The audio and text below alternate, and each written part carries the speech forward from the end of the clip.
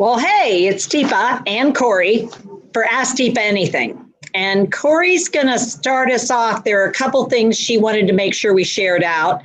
For those of you who are familiar with us, you probably know how Zoom works. If you're not familiar and you're here in the Zoom room, check out the bottom area down there and you can figure out where your mute is, where your camera is, and where the chat is.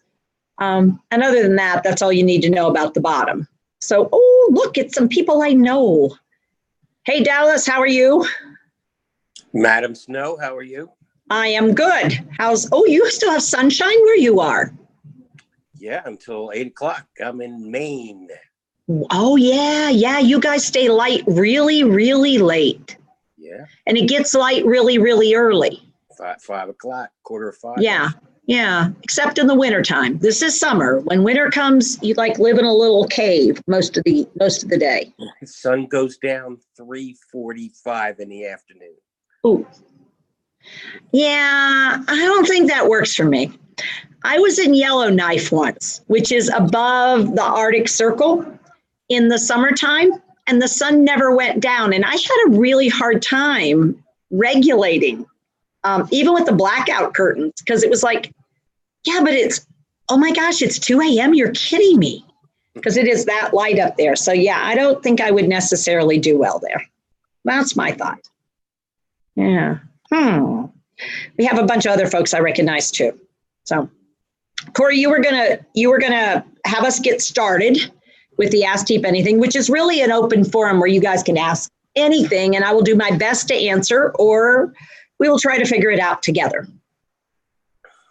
All right. So on the last Ask Teepa Anything, which I think was about 2 weeks ago, Teepa, we had some folks who saw the video and were concerned that you were being mean to someone that was on the call. And so I thought it might be interesting for folks to learn a little bit more about how and why we use role play in the education that we provide to show people some different perspectives on dementia. Yeah. Okay. So one of the things we know about how human beings learn, we know that the closer we can get to a match between what you're experiencing and what we're talking about, the closer we can get those to match up, the better you have a takeaway that you will be able to use. If what I have you learn is over here and what you're trying to do is over here, then you have to figure out how to make them fit together. So one of the reasons for doing fairly realistic or intense role plays is because we want you to have the experience. We want it to be a real live experience, not some nice social experience. So if I were to try, Rachel, if you'll role play with me really briefly here. I want to go home. You want to go home, Teepa? Yeah, I really would like to go home. You really want to go home? Yeah. Can you take me home? You want to know if I can take you home? Yeah. Yeah. You're not liking this here. No. Okay, so we do that. And Rachel thinks she has all the skills and it's all great and it's all cool.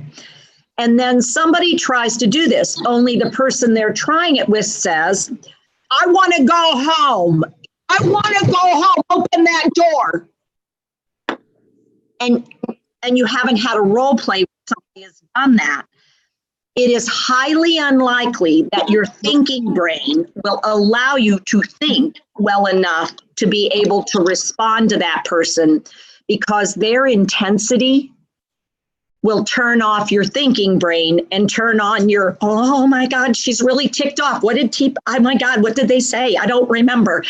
So the reason we do it with intensity is so that whoever's practicing gets a chance to feel the intensity so it doesn't trip you up when you're actually with somebody who's pretty intense. Yes, you can learn to say words, but you will not be able to say those words if somebody is really angry when you're trying to say the words. They'll also be faster at how quickly the pace goes. So we do role playing, and I can be fairly realistic in my role playing because I've done this for so long and I've been in so many different situations where people are really incredibly frustrated and angry. Because if I feel like nobody's listening to me, it is very normal for the person who's not being listened to elevate their voice and to get harder and faster. So what we want to do is notice when somebody is moving into that so that we can come in underneath them and support them so they can come back down. So for instance, with Rachel, if I do it at the higher level, Rachel has practiced a goodly amount. And so she's pretty comfortable with this now. When she first started, Rachel, how was it for you when I got intense? I couldn't figure out what to say. I didn't know what to do. So what would you do instead? I just would look at you and say, I don't know. Yeah. And so because I'm not a person living with dementia, as far as we know, I could then help her out. But if I had been a person with dementia, what she would say is, this doesn't work. I don't, and in fact, it does work, but you have to know how to use it when you're in that real situation. So yeah, it could be. And that's, to be honest, one of the challenges, if you go back to a community and you try what I do in the community or with someone, you need to let the people around you know, I'm going to try something new with her because we've been trying to get her to calm down when she wants to go out, and all it does is seem to make her worse. So I was at a video, a training, and they said to try this other thing. So I thought I would try it. But I may sound loud and upset, and I want you to know I'm not, but I'm trying to make sure that she knows I got her message, and she's being loud and upset. So that's why I'm going to sort of come in underneath her. I want you to know what I'm doing. And it sounds like somebody came into the role play and didn't realize we were doing what we were doing, because what we're trying to do is help brains wrap their head around this before they have to wrap their head around it, if that makes sense. So Rachel, Teepa, oh, sorry. I was just going to add on to that to say that in the same vein, we've gotten some comments recently about some of the language that's used. Could you give us a little bit more information about that? Yeah. So one of the things I try to help people really appreciate is that when people are living with dementia, the auditory processing centers in the human brain are highly selective. And the one that almost invariably starts to have issues will be the one that gives you vocabulary, comprehension of another person's language, and the ability to, in fact, produce the language you want to produce to send messages that you want to send. So you will know the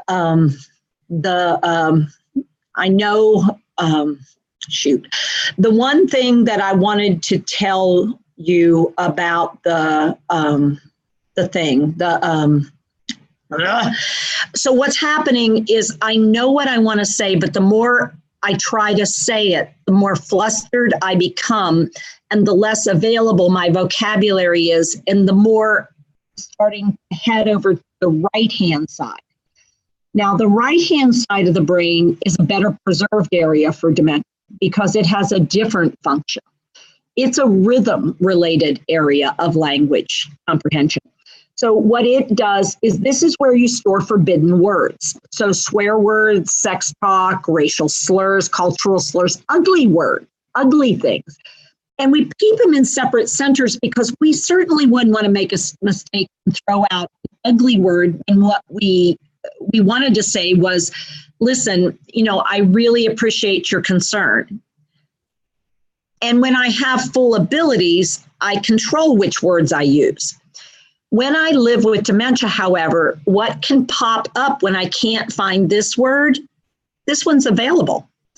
And so what starts happening is I can't find and when I get frustrated, the word that I come to, it's a very common one that you'll hear a lot of people use, is shit. Why can't I think of this shit? This pisses me off. Because what's happening is in my fluster, these ones can come out in a heartbeat, and I'm having much more difficulty with monitoring, self-monitoring. So what I do is I sit, and then you say, Teepa, and I go, what? And you say, don't tell me how to talk.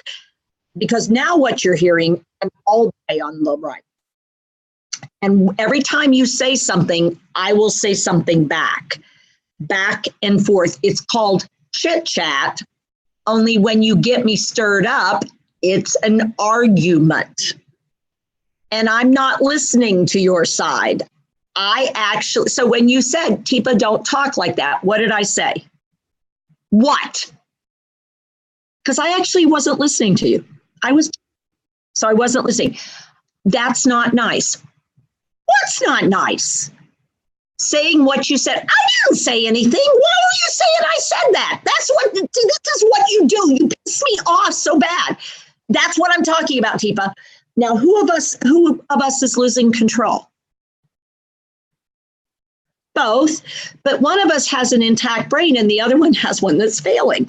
But what we're both doing is going at each other, but we're turn taking, but it's getting faster and harder and faster and harder. And then what starts happening without you realizing it is the rhythm is shifting. And we're increasing in frequency and intensity and volume. So these are the skills that I have. These are the ones that I'm missing.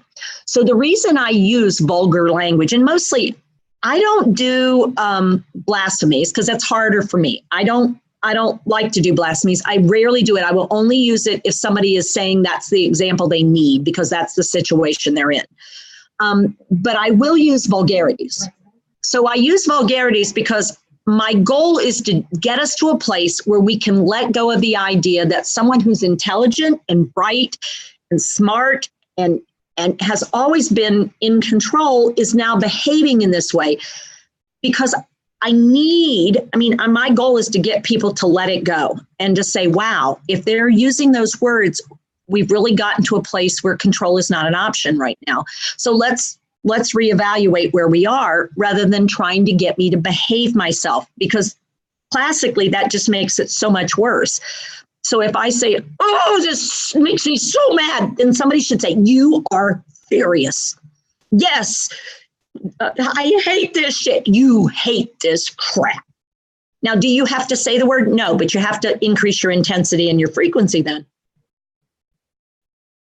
You do not need to use the word I used, but you have to acknowledge the word I used and the feeling that is behind that word, or I'm not going to be able to let go of that word. Because I'm using it because I'm so frustrated with my own damn abilities. I'm not stupid, but I can't. And all you're hearing is my internal frustration spilling out. And I don't choose this. I mean, in that moment, I've lost choice because choice is controlled by prefrontal, and that part's not working at all because I'm so distressed. So the distress comes back, and then what I'll be able to do, and it won't be a surprise. I'm sorry I said that. I didn't mean that. I didn't mean to be so ugly to you. You just made me so mad when you tell me to be quiet, and I wasn't being loud. You better be careful because I'm not done yet. You weren't being loud, Teepa. You absolutely were not. And that was on me. And I apologize because I was trying to help and I didn't help.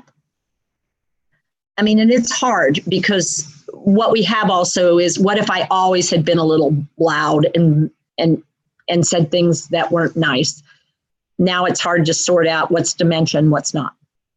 But that's why I choose to do it. Now, other people in PAC don't choose to do that. I choose to do it because I decided early on that I am going to be as much of an advocate as I can. And part of what being an advocate means is not separating myself with some boundary marker about I won't use swear words because I don't have dementia. I will because I don't have dementia, but I'm willing to take that risk and I'm willing to own it. And if I offend anyone, I am so sorry I did that, but I'm not going to not do it because dementia doesn't give you a choice.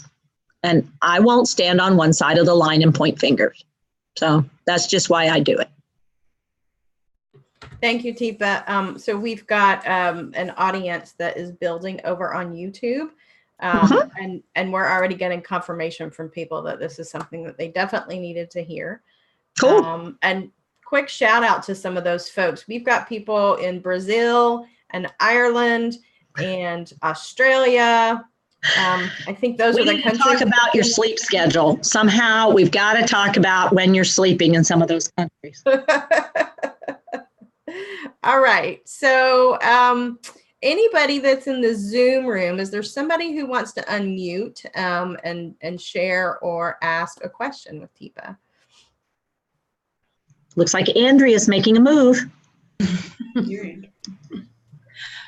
Well, Mom doesn't understand why she can't go home. Yeah, you're not sure what. Yeah. So can you be your mom? Yeah. Okay, so tell me a few things about her. Tell me what home means for your mom. Well, she's having a harder time describing her physical place now. Okay. So do you think it's her physical home that she's missing or something else? Well, I think I learned before that it's more losing her independence than going to a physical place. Right. But I'm not positive about her. Okay. So give me a sample of what her language sounds like. Can you talk like your mom talks? I thought you were coming here to take me home. I have all my stuff ready. I haven't been home in a long time, and that's where all my friends are. Okay. Okay. So what your mom is describing is her broken hippocampus. Okay. So her hippocampus is broken. And your hippocampus is the thing that allows you to learn and remember, find your way from place to place, and keep up with the passage of time. How much time has passed since last I ate, last I slept, last I was somewhere with someone? How long has it been? And so when someone starts to lose hippocampal function, one of the very common things they'll have happen is things I love and I want haven't happened for a really long time, much longer than is real in real time. Things I don't like, I just did that. I don't need to do that again. I just took a shower. I just took my medicine. I just went to the bathroom. I don't need to go yet because my brain is tricking me because my hippocampus isn't working right. The other thing that happens here is the amygdala, which gives me, it's really important that I get what I like. And there are 5 human emotions. If I'm not getting something, I might be angry. If I'm not getting something, I might be sad. If I'm not getting something, I might be missing that something or that someone, or I might be missing the control, the being in control part. I might be scared that things are out of control, or I'm out of connection. I'm scared. Or I might not know that I can't find my purpose. I don't know what to do. I don't know how to engage myself. So if you think about your mom, what do you pick up on? Because you gave me some words. So what do you think your mom might be most missing? What do you think? That she hasn't done that for a very long time. Just getting in the car and going somewhere. So what she's really missing, do you think being in control and seeing people that have value to her? Because she sees you and her first statement is, I thought you were coming to take me home. Right. And so I thought you were going to rescue me back to my life where I could find everything that I like. You aren't. And so I've got everything ready for us to go, because I don't want to stay here. And I'm hoping you will be able to get me back to the place where I feel better about what's happening, because I don't like what's happening. And she's mentioned my friends are there. I've got all the stuff you brought here. So one of the questions I'd have for you is, have you tried to make the room that she's in look like her room? Yeah. But she packs everything up at night and sits by the door. And Yeah, she'll say, well, because if she you're doesn't not gonna, want her stuff in this place because she wants her stuff back in her life and not here.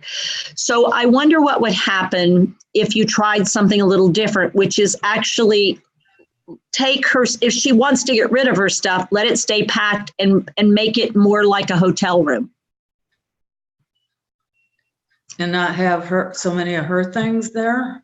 Mm-hmm. Because what she's telling you is, I don't want this to be my life. I don't want this to be my home. I don't want this. I want what I had before. And by giving her too many things that feel like you're trying to do that, it's like you're trying to shove her into this new place. And she's telling you, I don't want this. I want you to take me back to the real life. And it's like, wonder what would happen if you gave her some control and we took some things.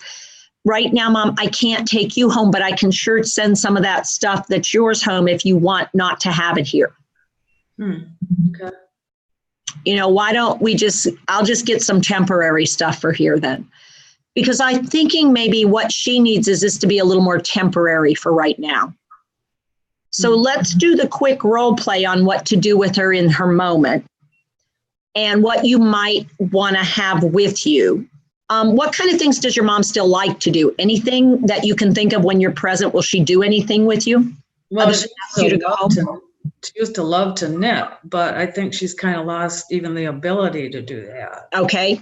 Could you bring in messed up yarn and could she roll it into a ball for you? Yeah, she could do that. Could you bring in a sweater that needs to be unraveled because, you know, undone, like a piece of knitting that could be undone because we want to reuse the yarn? Yeah. Yes. Could she possibly put fringe on the end? Could she take yarn and create fringe for an end of something, like a shawl? You just get a simple. To have her do the very simple things and knitting, I kind of kept backing off on the complexity. Yeah, so knitting may be too complicated, but taking yarn and making a tassel out of it and putting it on the ends of a piece of fabric. Okay, I see what you're saying. Doing stuff with yarn, with her hands, with you, would give you a place of comfort for her where she's competent. Because what she wants is to feel like she's her. And so creating, hey, Mom, I need some help with a project. Could you help me wrap this yarn around this piece of cardboard? And then okay, good. And now I was thinking, I want to make a tassel like this one. So now, what do you think? I'm thinking about 20. Let's see what 20 looks like. Count up, let's do 20. Okay, now we'll tie a thing at the top. Now, can you cut the very bottom for me? Okay, good. Now we need to wrap something around up here. I'll hold it, or here, you hold it and I'll wrap it. So that the two of you together are doing something with your eyes and your hands that are focused on something in front of you.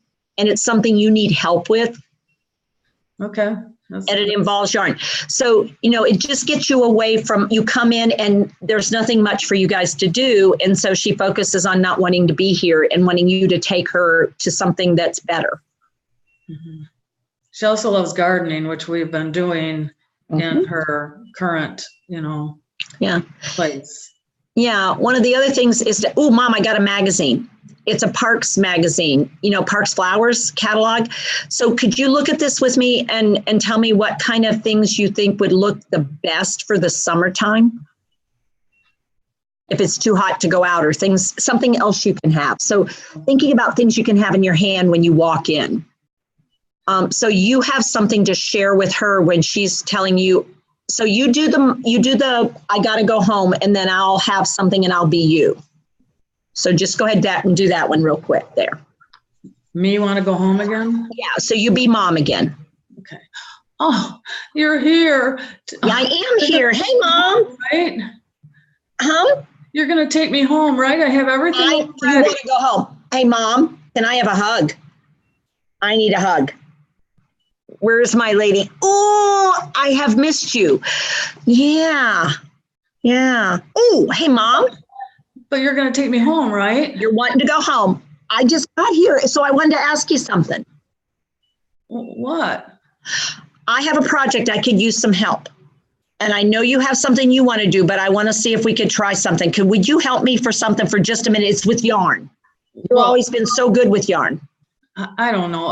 I'm not going to stay here the weekend. I know. You're not one to stay over the weekend. No. Okay, well, we can worry about that one. Here, tell you what. Here, take this cardboard. I'm going to show you what I need. Okay, I'll try it. Oh, you're great. Mom, I can always count on you. Here, tell you what. Wrap it around. I need you to count to 20 wraps. Okay. There you go. 2, okay, all right. You're doing great. Oh my God, Mom, that's it. Yeah. All right, did you get to 20? Here, snip the end. Here you go. Yeah. Well, you don't take me home. I'm walking home. I know you got good legs. You can walk just about anywhere. Tell you what, tie this up at the top. Every time you ask me a question, I will answer that question, but I also have you doing something else. And before too long, guess what happens? Your brain can't keep 2 trains of thought going. Okay. Guess who will win? Okay, that's helpful. I'm pretty sneaky. So it's a way to transition her from, I don't want to be here. There's nothing here I want. There's nothing here I like, to where is she doing? She actually likes what's here right now, not forever, for just right now. And that's all I ask her for, is just right now. We'll talk about that. I know you want to go. I heard you, but I need some help right now. So you're not denying her need, but you're saying my need is greater right now. And what I want to do is actively engage her in the now, because all she's thinking about is the then. And I've got to give her something now to want to be with. Otherwise, it's a losing battle, because all she's going to do is try to talk me into what she wants. Okay, thank you. You're welcome. Cool. So Corey, it's back to you. Terry, you can ask a question if you want. You can actually, do you have volume control? If you want to unmute yourself, you can do it for real, or if you want to use the chat, you could, but either way.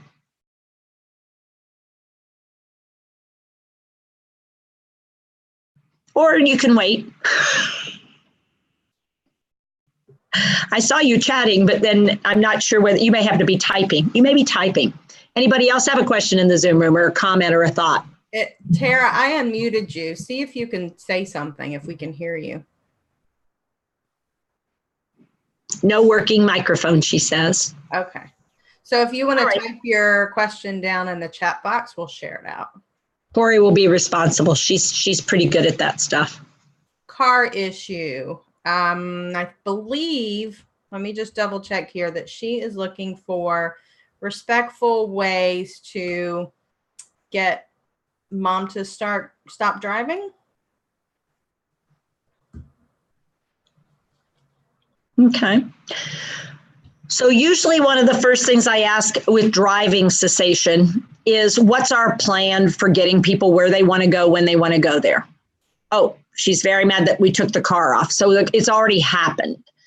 Okay, so take your hands if you're in visual range, and I want you to do 10, 20, 30, 40, 50. I am going to now have to go through this cycle of loss for 50 repetitions, because it turns out 50 is about the magic number where people will finally let go of being ticked off with something that someone else did. They have to repeat it. They have to grieve it. They have to lose it. They have to emote on it about 50 times before their brain finally says, okay, well, they took the car, but, I just never did like it. It's just they take things away, but we're done. And the thing for your brain is you remember every 50 times. The thing that happens when you're living with dementia, however, is the reason you have to do it 50 times is you forget that you've already done it for 49. And somehow we aren't sure. We don't know why. It goes from no immediate recall, no immediate recall, no immediate recall, long-term memory. And somehow, even though they can't put things in what we call immediate recall, short-term memory, after the 50th or more or so, or a few less repetitions, suddenly it's available and it's stored in long-term memory. and then they have it. And it's just like, they say things like, well, I'm not driving anymore. And it's for the best, because there were just issues driving. I'm glad I decided not to drive anymore, because and you think, you what? You didn't decide not to drive. Oh my gosh, you made my life a misery for 9 months. And it's like, yep. And then suddenly it got into my brain, that I was the one that decided to stop driving. And it was like, now your brain is grieving the whole thing. And so, it's really frustrating. Yeah. And you're right, Tara, she does think she can drive. That's why she's so ticked off. That's why she's so pissed, because you guys took the car away for no good reason. She's a good driver. So one of the hard things to do is to say, you have always been a good driver, and this feels so unfair, and you are so angry, and I hear you. And it doesn't feel fair, and I hate it. But for right now, they've said no more driving for right now. And so unless we want to try to end up in court, because we could end up in court if you drive right now, because the doctor has said absolutely not right now. So we can bring it up again, and I will bring it up again if you want me to. But for right now, we can't afford to do the driving. And I'm going to stand on you on this, because if you make a mistake and we're wrong even once and something happens, you will never get to drive again, ever. It's not worth it. It's just not worth it for right now. So what I'm going to say is, for right now, no driving. And I know you're mad at me. I got it. Yeah, you did the driving. Yeah, so you guys really tried. You tried to give her all possible things. And as you know, it's just, the idea is she just wants to prove she can still do stuff. The problem is she can sometimes. See, this is the tricky part about driving. This is why driving is such a hot ticket, because 90% of the time I could be perfectly fine. I mean, I really could. I really could drive as well as I ever drove. But some other person decides to run a yellow light, and I can't anticipate them doing that. I also can't anticipate somebody running across in the walk lane when I can't see them at the last minute, and I have tunnel vision or binocular vision. I don't care how much I'm paying attention. I'm not paying attention to somebody out here because I can't. And it wouldn't matter most of the time because I'm a very careful driver. But somebody making a decision like that, it doesn't matter that they made that choice to make that dash across. I would hit them, and I'm in the motor vehicle, and I would be held liable. Not only that, it would be on everybody's conscience that I caused that. And the reality is, I am a public safety hazard, not because I'm not good 90% of the time, because 10% of the time I'm risky. I'm high risk. I would say what's not fair is the same is true about people who drive drunk, or people who drive exhausted, or people drive. I mean, lots of people should be in this category, but the diagnosis of dementia puts them in a separate box. And that's probably what feels, I mean, that is part of what feels unfair. There are worse drivers out there than a lot of people living with dementia. But they've always been terrible drivers. Yeah, Mickey. I have a dilemma with my husband with vascular dementia, diabetic, hemoglobin A1C jumped to 9. Ooh. What do you do about it? Urination, bedwetting, all of that. Yeah. Cannot control he eats other than meals because he gets into the freezer, he gets into everything. Yeah. What is the dilemma is, how far do you go with treating morally, ethically? Right. Yeah. So tell me what he gets pleasure from other than food at this point in his life. What else does he love and like? He likes people. Okay. He likes people. He likes to volunteer at a place called Restore, which is Habitat for Humanity resales. Mhm. But they're getting, they've cut his hours because it's getting harder and harder to have him there. Mhm. Pride in that.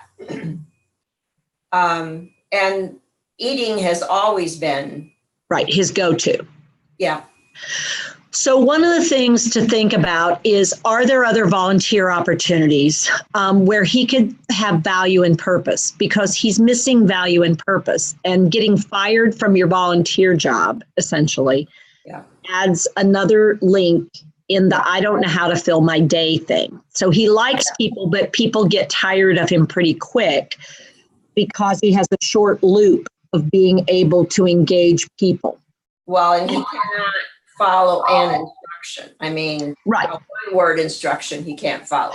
No, but I had a gentleman, as an example, that I got the local food bank, and I got a companion who was his partner. He was a work partner. And the two of them would get the cans and stack the cans, and they could stack cans. And then they would go and they need 10 cans of vegetables to put in this bag for a family. Okay. And so they would go and collect 10 cans, and then they would take it out to the family. And so he would say, here's your food.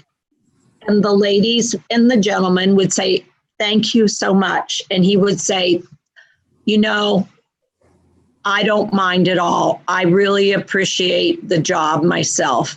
Mm-hmm. And so for both people, and so after that, the person didn't talk that much, but what he would say is, you know, that was one of the best jobs I have because I make a difference for people. So getting a companion to volunteer along with him. Correct. And I might even be able to suggest that at the place. At Restore. Yeah, because Restore, you would have to have a selected volunteer. And so we had two volunteers. One was this gentleman had actually a young man who was doing volunteer hours for his school program. And so for him, he could identify that. I actually worked with him. And so he got OT credit for his volunteer hours because he wanted to go into an OT program. And so this was structured with working with a person living with dementia at an environmental sort of community program. And so it benefited both people. Okay. You know, it benefited Walt and it benefited this young man. Okay. And then how far do you go with pushing control of the diabetes at this? Yeah. Okay. So I have a question. How does the doctor feel about it? The doctor is on board with me that we don't want to give too much additional insulin because we've had episodes of plummeting during the night. Yep. Yeah. So what I'd tell you is I think he probably goes up and down more than ever. What they're having us do now is they gave us a monitor with a sensor. Well, he had it on for 2 sensings, and the third time he pulled it off. Yeah. So now I reattached it and put tape over it, even though it doesn't work. I'm leaving it in place until the new one arrives. So he keeps up with the pattern. That's part of what he has to have. But at the time, I'm checking his blood sugar 7 times a day. Ooh, youch. And youch. Does he? It's a matter of, is it destroying your quality of life? Yes. Trying so hard to get regulated. Yeah, and what I'm wondering is if part of his dementia is the unstable blood sugars. I hadn't thought about that. Yeah, because there is a part of the brain in the deep brain where that's where the regulation of blood sugar up and down, and whether he actually maybe had some mini strokes or some things going on in that section that's actually making it, we're just chasing a rat. I mean, the thing is just popping up and down. Whenever his distress gets high, his blood sugars shoot up and then he depletes and then he bottoms out. Yeah. So the more we chase this thing, the more it gets jumpy. Yeah. Okay. And so the question really is, could we get him more physically active with things that give him a sense of value and purpose so that we can stabilize this, we can actually get the other side of it more rhythmic and leave this alone a little bit. Because he got in trouble at the volunteer place because he was sneaking the snacks that they bring in for the volunteers. Yep. Yeah. I mean, he's really, if put your hand out, do this. If his eyes can see it and his hand can touch it, it's going in his mouth. Yeah. I mean, that's the problem, is because he doesn't feel good enough about himself and his abilities, and things are much more challenging for him than ever before. I mean, everything challenges him. And so that's why I'm trying to think of a volunteer activity that's fairly repetitive and simplistic. And it's not traveling all over a building, because I'm also wondering whether moving around Restore is just a lot. It's a lot of physical movement in a variety of spaces. And so his brain is, every time he goes through a doorway, his brain has to reset and, okay, now put all the puzzle pieces together. So some people actually do a little better if their volunteer work stays in one space, in one room for most of the time. I think he's kind of in the area where they intake things, and so unloading the truck, those kinds of things, and then separating things. So they kind of positioned him. Yeah. That he's not interacting with customers. Yeah. So the question would be, could it be a little tighter limit where he basically takes something and does something, takes something and does something, takes something and does something. And the challenge with Restore, because I've worked on with Restore, it's so variable. I mean, it's so many different things happening that sometimes I find with a partner volunteer, they do better on a house build where their job is to pick up the spare nails, pick up the spare wood, pick up. Okay. So it's a more routinized job. The Restore stores actually have to be really flexible because all kinds of things are coming in and going out and needing to be sorted. Yeah. And I'm just wondering if maybe it's a too intense demand on him. And so it makes him anxious, which drops his blood sugar, which makes him even more so wanting to eat something. Okay. I'll do that. Thank you. Yeah, but I suspect this is a case where it's getting worse, not better, with monitoring. Yeah. And so maybe cutting back on the monitoring and just using his physical stuff. If you notice he's perspiring, getting sweaty, okay, let's try a little of this. Let's bump him up or drop him down. Yeah, so his blood supposed to give it to scale now, but oh, good heavens. Yeah, wow. It's so. Yeah, I mean, I would really have a powwow with the doctor and say, I feel like we're chasing our tail here. Well, and I feel like the more closely I monitor, the worse it gets. She did say, you can do nothing. And so they're on board. Yeah. And I think I would be tempted, given what you're experiencing, to go, you know what? I think we need to pull back on this for a little bit and just see if it settles with less monitoring. Okay. Because he's losing. I mean, you're talking about a guy who's losing even more things, and it's making it hard for him. Yeah. Thank you. Good questions, though, Mickey. Thank you.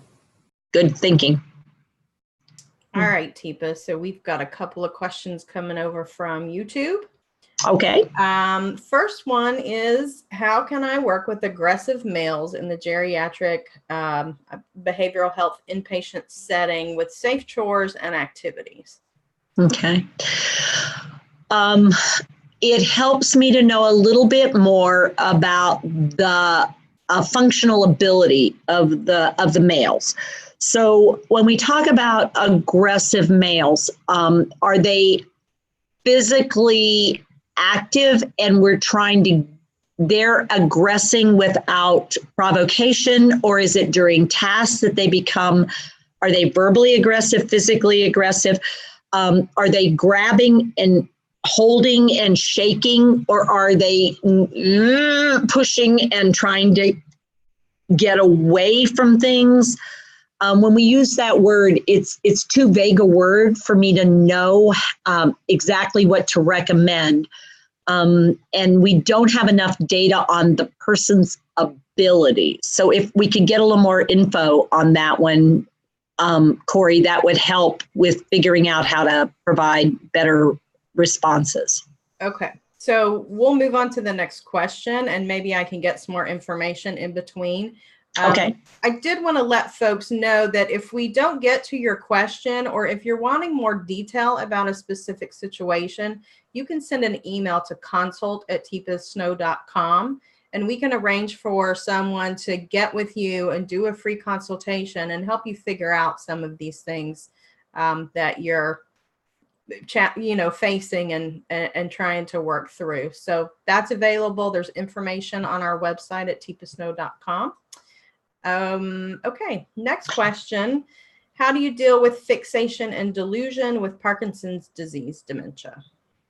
Okay, so one of the questions might actually be whether or not we're looking at Parkinson's disease dementia, or whether we're looking at Lewy body disease, which both, it can look like either, but it might actually be one versus the other. So classically, what happens when people develop Lewy body disease and sometimes Parkinson's related dementia is the front part of their brain where your logical, reasonable, and rational gets not logical, reasonable, and rational.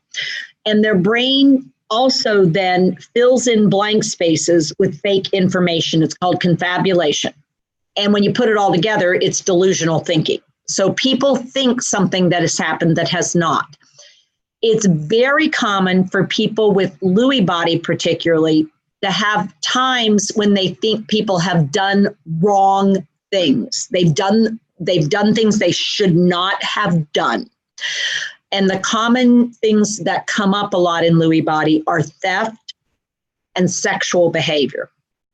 So people shouldn't be doing what they're doing, and they did something they shouldn't have done. So people steal things, people take things, people are having sex with people they shouldn't be having sex with. And those are very common things, or they could be fixated on you said you would do something. You said you would do something for me. You would do this thing and you're not doing it. So they're frustrated that you're not doing the thing they said you would do. So an example would be, you said that you would marry me and now you're not marrying me. And it's like, your brain is going, I never said I would marry you. Yes, you did. No, I didn't. And you'll find yourself in that argument state. So when someone gets really focused in on something, I've got to start thinking about, okay, so let's see, who have I got on here? I'm back to Rachel. So Rachel, I'm going to have you, I'll have Lewy body, and you'll see if you can do the other side of the coin, because I'm going to get really fixated on something, and I will repeat it over and over. What it means is you're not meeting my need. When I fixate on something, you haven't figured out how to get me to meet my needs, so I can let it go. I can't let it go till you figure out how to help me. So listen, that girl came in here and she took my pocketbook and she put it in the trash, and she took the money out of my purse and took it. In the trash? Yes, the purse. She threw the purse away in the trash, but she took my money out first. Oh, I had money in there. You had money in there. Yeah, and she took it. And she took it out. And then she threw the purse away because all she wanted was the money. And I had $30 in there, $30, and she took it. $30 in there, and you had it in there, and she took it, and then she threw it away. Well, not the money. She took the purse away. Not the money, the purse. She took the money first. The money. Yeah. And I need that needs to be dealt with. I'm not going to let that happen.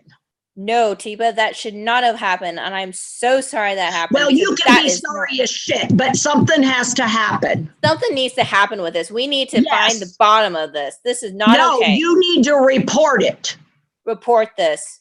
Yeah, a report needs to be made about it. Teepa, you are exactly right. Tell you what, let me get a pen and a piece of paper. All right. And Yeah. let's we go need ahead to and write this report down. This. We're And going to it needs report to be this turned into an authority. to an authority. We need to get this to an authority who can Yes. stop this. This So is get your got to stop. paper and come on. Okay, so Teepa, can you tell me some things so we can be as helpful as we can? It was a red purse. It was a red purse. A and red you said purse. red purse. So what's Okay. happening here? Is Rachel letting me focus in on this task? And until I file this report with Rachel, so she's got to write all this down, and I'm going to want to look at it and make sure it has everything in it. Now, who are you going to give this to? Teepa, do you think it should be taken to the police or somebody else? Well, the police, I think, yes, they need to know about this Yeah, because I'm thinking she needs to be put under lock and key if she's going to take things from people like that. She took $30. She took your $30, and we need to stop this so she doesn't take it from anybody else. That's right. Something needs to be done about people like that. They come in here and they take things that aren't theirs. You're exactly right, Teepa. That's why we're writing this report, and that's why we've done this. So you're going to turn this report in. We were going to turn this report in so we can stop this from happening. Okay. Now is Rachel's moment. But Rachel has to realize she's the one that has to do a transition here because I have just reached a moment. Okay, so Rachel's going to take care of it. So Rachel has to do something like, oh, Teepa, I have a huge favor to ask of you. And it has to be done with energy and enthusiasm. Because she has to get me to disengage from this data, this thing, because we just finished a cycle. It's going to get dealt with. We're going to get her dealt with. Now we have to have a transition. Otherwise, I'll go back into another loop. Because I don't know how to get out of this loop. This is the only loop I know. And so Rachel has got to take this moment to go, oh, Teepa. And she wants to start with, oh, and Teepa. Because it sounds like she just had an idea and she needs me. And it has to have that level of enthusiasm and energy so that I pause. Because she literally has to push the pause button for me. And then she has to have something to say. And so the tricky part for us is you got to think of what comes next. Ooh, Teepa. Yeah. I just thought of something. We've been working hard. Let's go get us some coffee. I know you love coffee. Now, do you want it hot or cold? Oh, hot. Hot? And Why you would like you have the big mugs? I don't understand that. Huh? You want the big mug, none of this little mug business for you. But you need to make it decaf because it's late.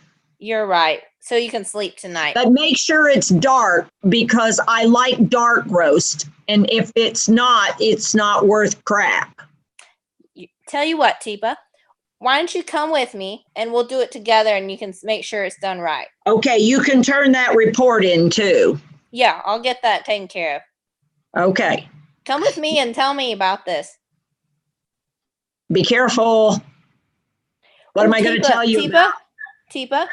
Uh-huh. This is decaf. I've got your mug. Your mug. Do you want sugar or milk? God, no. Don't make it ruin it. No, don't ruin it. Just straight? Yeah. Well, so one she almost made was tell me about that instead of tell me what you want in your coffee. Because if she gets vague at all, my brain will go back to the thing that we've been talking about a lot. So she has to be highly focused. And because usually you want to be vague, this is what will wear you out. And most people miss that two-step that has to happen. And then they find themselves right back into the loop of, it's about that woman that stole my, and it's like, oh no, here we go again. Well, now you're going to have to do a full circle again. You're going to have to write the report all over again. You're going to have to repeat the whole thing. But now this time you learned a little bit, so now you can try to change it. The good thing about repetition is it teaches you to not want to repeat. So you get lots of practice at making mistakes and trying not to. Good job, Rachel. All right. Let me pull one more question from YouTube, and then I'll just go ahead and give the folks in the Zoom room the heads up that you're on next. So if you've got a question, just let us know. Someone wrote in and said, as director of a memory care, I just want to tell you that I practice PAC daily, and it is truly practice, practice, practice. How can I give back to my staff to prevent burnout? So I'm wondering if you can talk about that, not only for staff, but for family caregivers as well, because we know that burnout is an issue for everybody. So what are some of the suggestions that you've got here for us? Yeah. So here's one. Put your hand up. As somebody who is trying to help people practice, one of the things we want to do is 1, 2, 3, 4 times. I am going to get myself to notice you doing something right 4 different times. And each time I see it, I'm going to go, ooh, Rachel, you did a really nice job with Teepa offering to write that report for her. Thank you. Oh, That really helped her. well, Good work welcome. on that. Yeah, no, it was good. It was really good. I appreciate you taking the time. Oh, Rachel, the other thing I noticed when you worked with Teepa, you did a really nice job of not trying to take her off topic until she got to the end of the loop. That was excellent. I really see in you making that effort. That's good. So what I do is one of our things is we need to notice when people are trying, and we need to notice it more than we do. And we need to comment on it, because this is hard work. It is so hard to try to shift how we are. It's so much easier to slide back into what, oh, now hang on, what did we talk about last time? And what happens is when we're trying to change our behavior, it is incredibly hard to keep yourself focused to change the behavior when you're being confronted with lots of things going on. So making that extra effort to notice when somebody tries something positive and they get a good outcome, what you're doing is giving them a little bit of a chemical boost. And so when you get those little tiny bumps of chemicals, it makes it easier to hold on to the thing that you're trying. And then you start thinking, okay, well, this isn't as bad as I thought. Because if you're not getting feedback, you start looping in on yourself, and it feels like the same thing over and over. It's like, ay, ay, ay. And so we use words like she's repetitive rather than she needs lots of repeating, because it's how I see her. So one of the things to work on is modifying language as part of modifying how we do it. So when we're talking about folks, it's easy to use words like agitated or aggressive. She gets really agitated in the evening. It's much more important, because if she gets agitated, that's sort of some global word that I have a hard time wrapping my head around. So what I might try is to get a little more curious. So when you say she's agitated, can you show me what she does? So maybe if I could see what she does, it might make it a little easier. So actually, when people are telling you, this is really hard, absolutely. And you are doing a great job, but this is really hard work. When was the last time you took a break? Just a 3-minute break. Just take a step back. Tell you what, why don't you take 3 minutes and I'll take over for 3 minutes. When you get back, I'll see who I can find to give me a break. So the idea of actually stepping forward and giving somebody a break is another strategy. To say, you've been working really hard. Let's take a break. And that's easier to do in staff situations than it is to do in a home situation where you're it. And so at home, we have to figure out how to build our support team in place. And it's much harder to build it in for yourself at home, because there aren't people around unless you schedule people around. Unless you start looking at either a faith community or a social community or somebody to be your partner. and to realize you actually need somebody else to give you strokes. You can videotape yourself, but be careful because you'll see all the things you do wrong.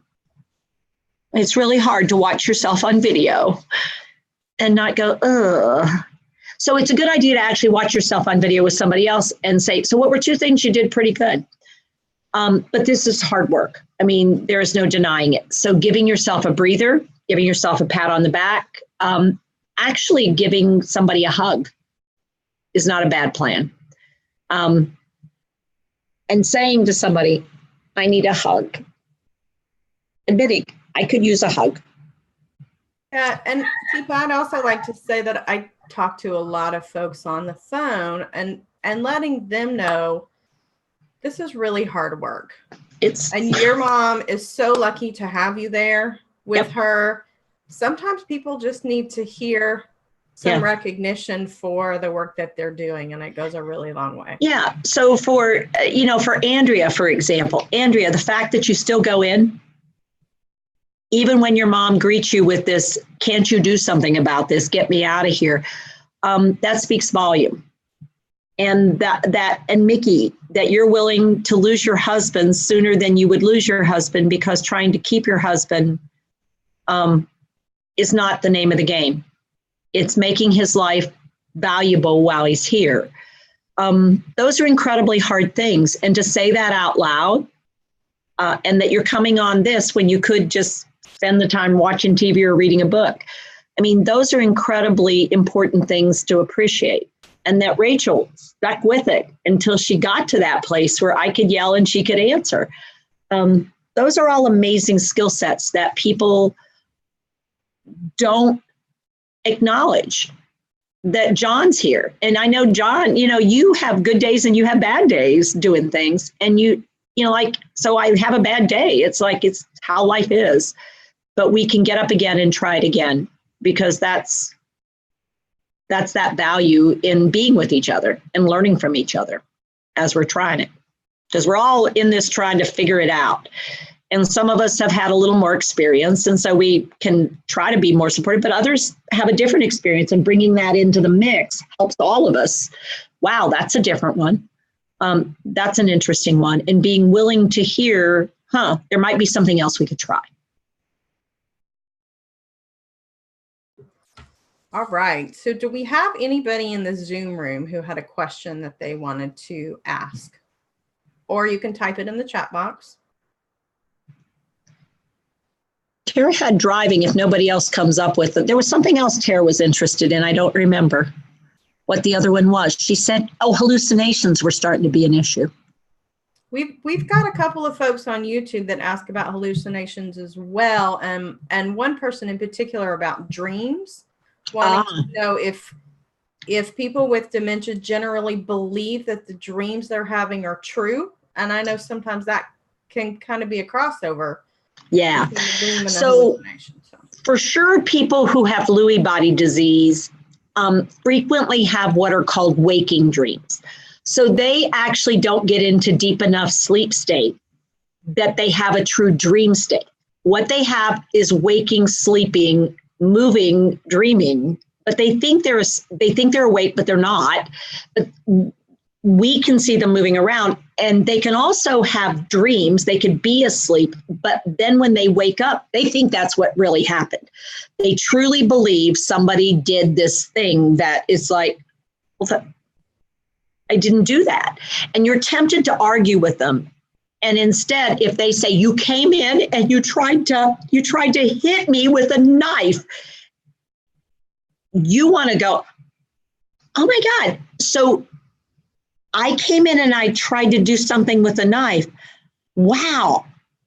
I don't remember that at all. Whoa, that's really scary. So when you saw me do that, was I angry or what? Did you notice my face? How did I look? Because what I'm trying to figure out is what was their brain trying to figure out? Because dreaming is the hippocampus's way and the amygdala's way of trying to figure out all the stuff you took in over the day. You have to figure out what to keep, what to put in storage, and what to get rid of. And so this dreaming thing is often our brain's way of trying to work all this crap out. And when I have something like Lewy body or some vascular dementias, I don't actually have dreams as dreams. I have dreams like they happen. Because what I'm taking is something from the day and then I'm mixing it in with a bunch of imaginary crap. And so I actually believe that you did something that what happened was we argued earlier in the day. And that did happen. And I told you you weren't going to be able to drive. And you said that was ridiculous. And so now what happens is I tried to stab you with a knife. Well, what that should say to me is, when I argued with you about driving the way I argued, and the last thing I said, it was like I drove a knife in your heart. And I need to understand how much I hurt you. And I certainly, that wasn't my intent. I didn't say it and I may not have even used that intensity. But what I want to appreciate is your brain, your very damaged brain, took that data and made it this intense experience because you couldn't quite figure it out. And you just felt betrayed by me and you felt that I was doing something that wasn't fair. And I just need to take that in and go, okay, wow, that was a lot more for you than I thought it was going to be. And I am so sorry because I am so sorry that happened. I don't even remember doing that. And that's not okay. And it's amazing how many times when you do that, the person will go, well, I didn't like it. And I'll go, I can understand why. I wouldn't like it either. And then they can let it go because I'm not trying to deny that it happened. And I am acknowledging the emotional distress it caused. And that's really what they're asking for is I need you to appreciate how, and it's like, you want to say, but I didn't do that. And it's like, you need to go find a place where you can yell that someplace out by yourself or to somebody. And you may even need to go somewhere and say, you're not going to believe this one. This is what happened today. And I may need to have that conversation, but I absolutely can't have it where my person is around. That's not okay. But I've got to have a safe place where I can process what happened. Because if you're in this alone, it can just feel like, but I didn't do anything. It's like you absolutely did not. And you didn't even mean it like that, but their brain took it that way, and that sucks. Because it means you can't even show emotions that you're feeling. And that's hard. Thank you, Teepa. How about when people forget to eat? So we've got someone who says, my grandmother has dementia and forgets that she has not eaten. How do I help her when she's sometimes resistant? Is this an indicator of a late stage dementia? A little more data needed again. Tell me whether your grandma is still up and walking and moving around. And the problem is she truly just doesn't keep up with the passage of time and how long it's been since she's eaten. And her internal clock, her internal system that should raise the alarm. There's nothing in your stomach. There's been nothing in your stomach. And what you're doing is you're dropping blood sugars, so you need to eat. One of the reasons she's going to get resistive if she hasn't eaten has nothing to do with dementia. It has to do with being human, which you get hangry. And that's a real phenomena because when your blood sugar starts to drop and then somebody says, have something to eat, it's like, I'm not hungry. And it's like, actually you are, but you don't even know that. What you're angry about is somebody trying to tell you what to do, control you, make you seem like you don't know what you're doing. And the people who tend to get hangry tend to be people who like to be bosses or in control. And when we say things, we need to keep that in mind, because if I've liked to be in charge, and I suspect that grandma was a cook and grandma used to fix her own meals and grandma used to fix meals for other people. And now we're asking her simply to eat a meal, which doesn't have any context for her. I mean, yeah, when she was maybe early in the disease, very early, she would have tolerated eating meals, even though she probably might have complained about them, or she might have said, well, you did pretty good. That wasn't bad. I mean, not like I make it, but, it wasn't bad. But then as I move further in the disease and I lose where I am in my life, I'm not going to eat that. I'm not hungry. I'll fix my own later. I'll do it when John gets home. Especially if I used to cook dinner when my husband came home. Well, then the cue for cooking and eating is John coming home, not that I'm hungry. Because it didn't matter when I was hungry. It was when John got home is when I fixed supper. When he hit the house, that's when I started fixing the meal, because he wanted to go and sit down and read the paper. I'd go to the kitchen, start supper, so that by the time he'd finished the paper, dinner was on the table, and we'd watch it with the news on. So one of the things to consider with Grandma is what were the contextual cues in which she had the best appetite she used to have. And if she isn't toward the later stages, she's not in a ruby state or a pearl state. And if you're not sure, Corey can cue you up on what that means, where eating is something you have to help her with and you have to cue her through the meal. What you're describing classically happens more with an emerald state, which is when I'm lost in time and place a little bit and I can't keep up with my own body's needs very well. Is that I don't know whether I remember having done something within the last 24 hours or whether it's actually been 48 or 56 or a week since I actually had a meal, because I can't keep up with time. So one of the things to do is, oh, hey, Teepa, I don't know whether you ate or not, but I want you to taste something for me. I made something and I don't know whether you're going to like it, but I wanted you to taste it and just see what you think. Here, try just a little bit of this and put a tiny bit on a plate. Because if I don't think I'm hungry enough, they think I already ate, that I'm not going to eat a whole nother meal. So what you want to do is show me just a little bit. And I have you taste that. And I say, how is that? Is that okay? Well, it's not bad. It's okay. Okay, well, here, take a sip of water because I want you to wash your mouth out. I have something else I want you to taste and see what you think of it. And so I either use something different. I might even give a second bite of the same thing, but I put it out on a plate. And I say, here, try this, see what you think. So is that one any better or is it about the same? Or I might put 2 or 3 bites on there. And then what I do is say, you know what? Tell you what, I have a plate. I'm going to eat some. Do you want to have a little bit more? Just a little portion. So what I'll do is I keep bringing quarter portions because this is the trick. She doesn't know whether I've provided her with 1/4 portion or the 4th quarter portion. And if each time I take the plate away and I say, oh, here's what I'd like you to try. But what I'm actually doing is presenting it in smaller amounts so that she can be successful at eating something without having to eat everything. And what we tend to do is put too much on a plate for somebody who doesn't realize they're hungry. And then no, I'm not, I already ate, I'm not hungry. I'm just overwhelmed by that amount. So taking it in smaller bites and presenting only a little at a time, or even just putting my plate on the table and said, oh, I'm going to sit down and eat. Come and just have a little bit with me. You don't have to eat much, but just have something. I don't want to eat by myself. Then I'm asking you for a favor rather than telling you you didn't eat. And it's, depending on what part of the country you're from, in the South, that would be antisocial if you didn't sit at the table and nibble. I mean, you don't have to eat the whole thing, but you have to at least be friendly, because I didn't do anything to be ugly about. And I would also suggest, think about starting with dessert.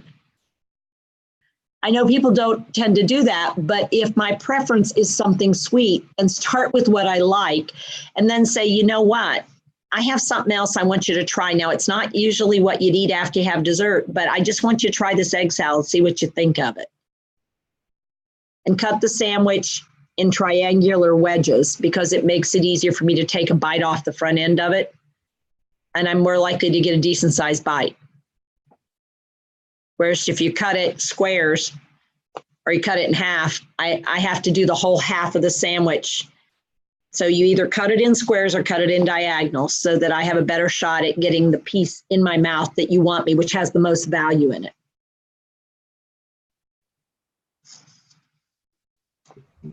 Thanks, Teepa.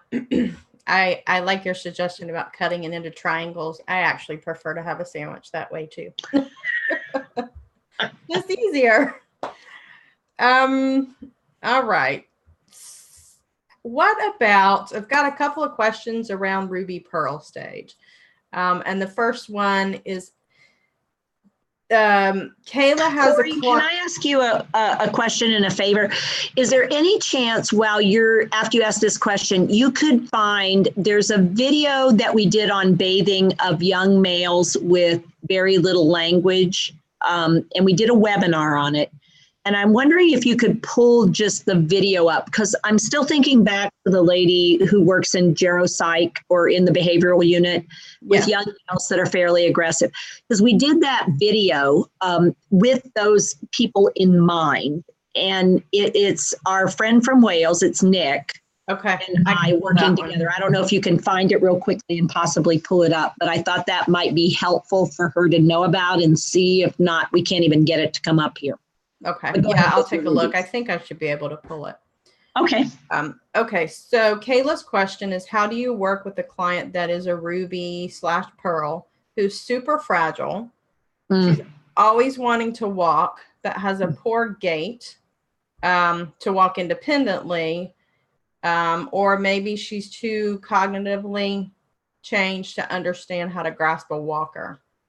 Yeah. With those folks, I would get rid of the walker right away, because I've just added an element of I lose control when we have a walker.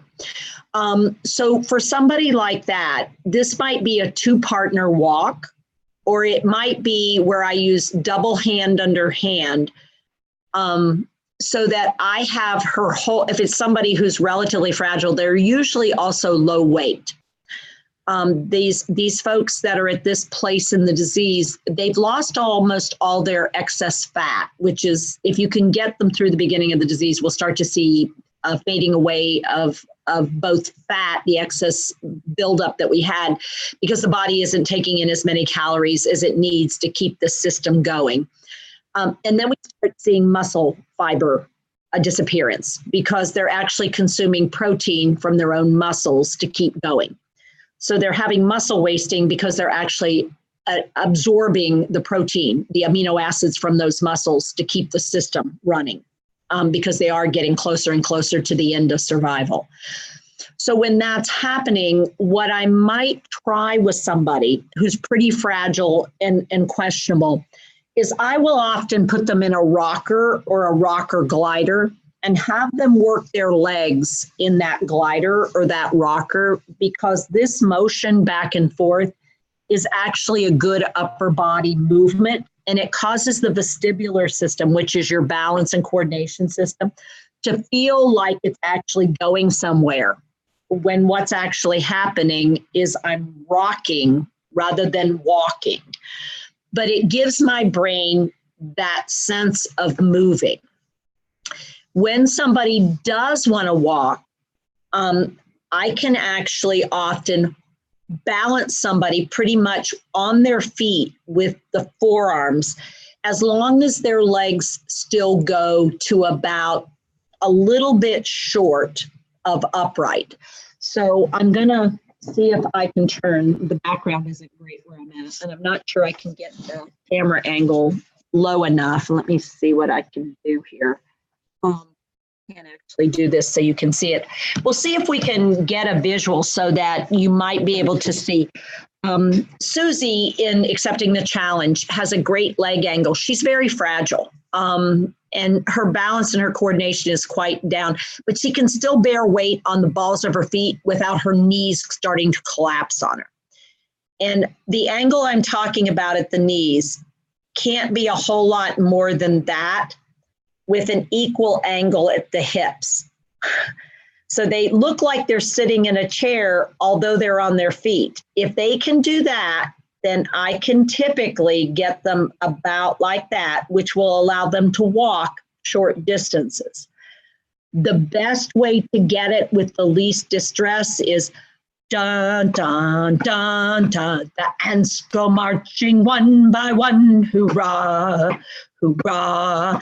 And I'll do a slow marching beat, because when you march, you pick your feet up and put them down, but you march on the soles of your feet, the solid bottom of your feet. So I'm more likely to get them down on their feet and pushing through their feet as they're moving, and less likely tipping forward and hunching forward and very likely not able to stay on their feet.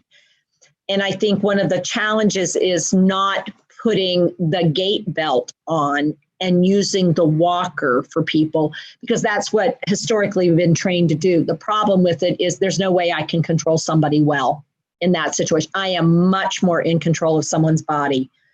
And if I'm going to use anything around someone's trunk, it will be a 6-inch bell foam belt that overlaps and has supports on it. But the 6 inches in height covers this whole range of the body. And so what that's going to result in is a distribution of tension rather than a 2 to 3 or 4 inch gait belt, which when I put tension on it will actually squeeze into them and isn't particularly helpful at repositioning and supporting someone who's fragile. It can actually cause lower rib fractures or skin tears or restriction in breathing.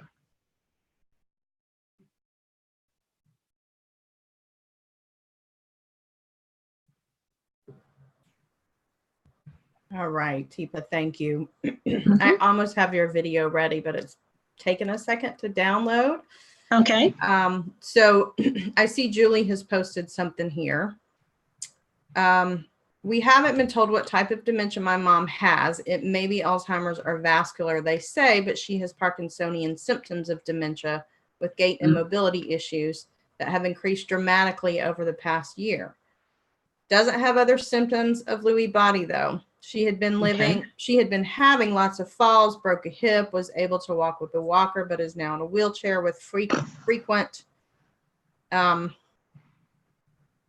PT, I'm not sure. Oh, with PT to facilitate ability to transfer to toilet bed. Her gait and ability to get up from seating began several years before cognitive issues became apparent, and she's 83. So should she be pushing for a clearer diagnosis?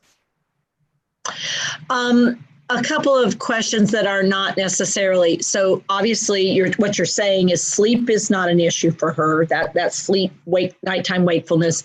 She doesn't seem to have visual hallucinations or delusional thinking. She's not very sensitive in the fingertips around the mouth and on the toes or in the genitalia, not a hypersensitivity in those areas. She doesn't have what is called, rather than having a resting tremor, it will be called an intention tremor, which means when she goes to do things, that's the only time she can't seem to get her hands to work. When she's not doing anything, she doesn't have a tremor. But when she goes to try things, she knocks things over and spills them and makes mistakes. So what can happen is you can have synuclein protein sheaths, which is what causes Lewy body disease and Parkinson's, in the parts of your brain that are mostly the mobility sections, and then they spread into the other areas. So the main concern would be whether or not there's any thought or need, and it doesn't sound like there would be, for using antipsychotics or other heavy-duty meds. Because the one reason I often ask people to try to see whether there's any possibility it's Lewy body is because 50% of people with Lewy body have this hypersensitivity to medications, and they've always had a history of having strong reactions to meds. They have paradoxical, which means weird or unusual reactions to meds, and they can also become toxic on meds that are used to manage behaviors, the antipsychotics or the anti-anxiolytics for that matter. So for those folks, it's important to have something in the charts, at least that says allergic to, do not use. And that's the main reason I find that I will ask people to pursue whether they might have that diagnosis so that they're being protected in environments where people don't understand different types of dementia, and they are put at high risk then, because people are not noticing and paying attention to this possibility that you can't just give those people those meds and hope for the best. So that's the main reason that I find it's important to pursue. Other than that, maybe not so much. Sounds like you're managing her care well. So it's mostly taking those things so that none of that can happen without you being very aware of cost benefit. Thank you, Teepa. Okay, so I'm not able to get the video. It doesn't want to download. I think. Okay, but maybe we could just tell where it is and how to do it.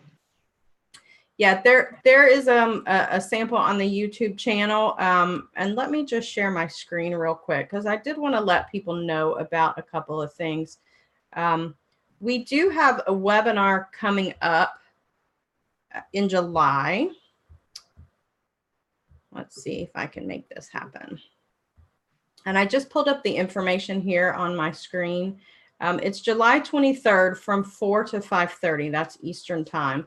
And we're going to be talking about how to provide support when physical resistance presents.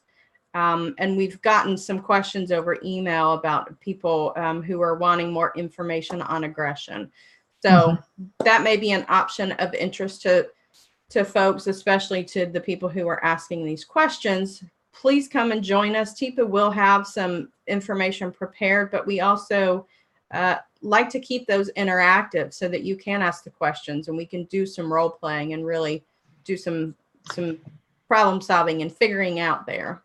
And if, Corey, if they send their question in ahead of time to you, we can make sure that we deal with it, if at all possible, somewhat ahead of time and might actually have a role play to provide that can be loaded up on YouTube then.